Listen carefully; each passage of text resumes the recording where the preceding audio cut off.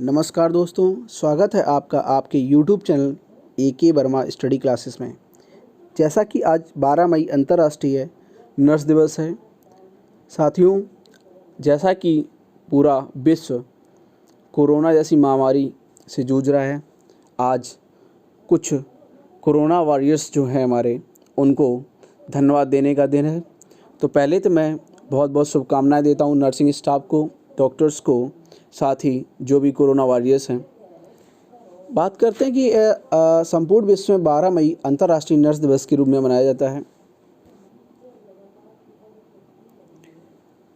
बात करते हैं कि क्यों मनाया जाता है ये, कि नर्सिंग स्टाफ दिवस को क्यों मनाया गया है।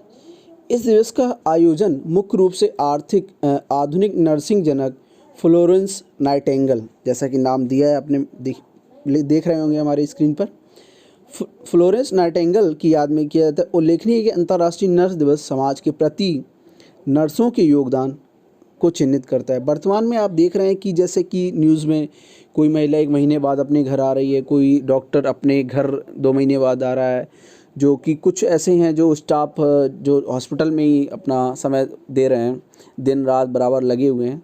तो उसी तरह ये नर्सों के लिए याद मनाया जाता है। अंतर्राष्ट्रीय नर्स दिवस 2020 की थीम है nursing the world to health. इस दिवस को सर्वप्रथम 1965 में International Council of Nurse INC द्वारा मनाया जाता है, किंतु जनवरी 1974 से यह दिवस 12 मई को फ्लोरेंस नाइटिंगेल की सालगिरह पर मनाया जाने लगा। वे एक ब्रिटिश नागरिक थीं। उन्हें युद्ध में, जैसा कि आप ये संकट काल का एक युद्ध मान सकते क्या, युद्ध ही चल रहा है, बस ये कि इसमें जो बार हो रहा है हम लोगों पर, वो बार दिख नहीं रहा है कि किस चीज़ से बार हो रहा है। तो वो एक अदृश्य बीमारी है जो हमारे आसपास चारों तरफ घूम रही है और जिससे लड़ने में हम लोग उस तरह सक्षम नहीं है जिस तरह से हम युद्ध में होते हैं कि जैसे एक तरफ फायरिंग हो रही है, दूसरी तरफ फायरिंग करके हम लोग जीत सकते हैं। लेकिन इसमें ऐसा नहीं होता है। इसमें ऐसा है कि हम लोगों को क्या है, मास्क लगाकर, घर में रहकर, लोगों से दूर रहकर, हैंड वॉश कर कर अपने को बचा सकते हैं।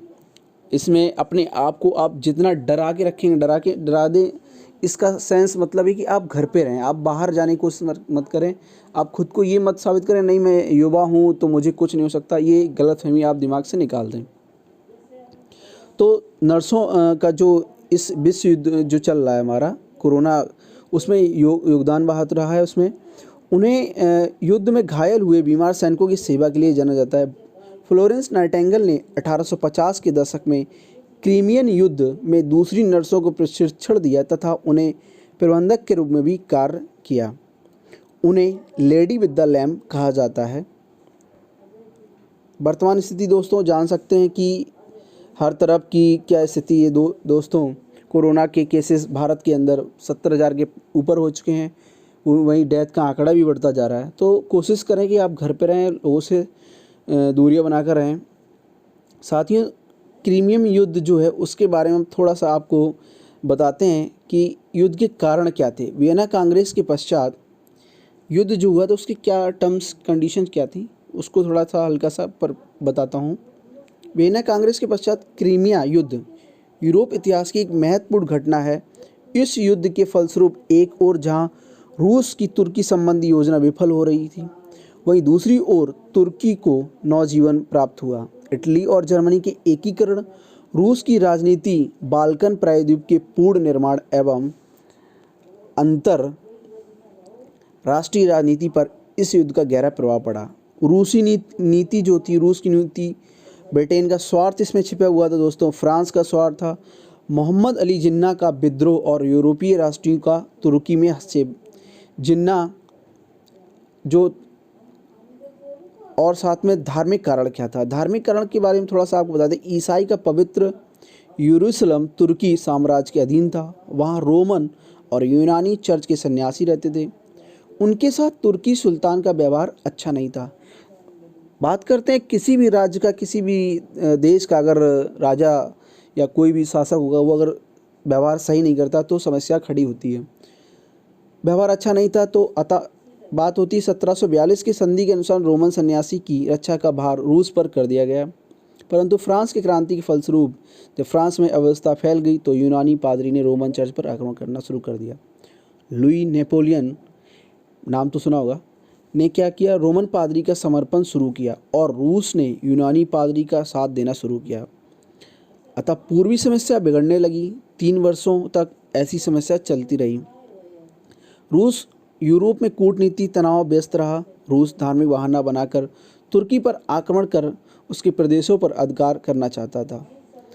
तो ये सारे कारण बने और जिसके पर बाद ये युद्ध हुआ। पेरिस की संधि को थोड़ा सा इसमें कंक्लूड करते हैं। 30 मार्च 1856 को इंग्लैंड, फ्रांस, ऑस्ट्रिया, तुर्की, सर्बिया तथा रूस के प्रतिनिधियों ने पेरिस संधि पर हस्ताक्षर किए, जिसके अनुसार काला सागर की तटस्थ क्षेत्र घोषित किया गया।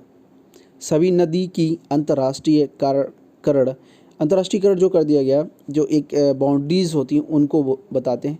मोल्डिविया और बोल्गिया पर रूस का संरक्षण समाप्त कर दिया गया।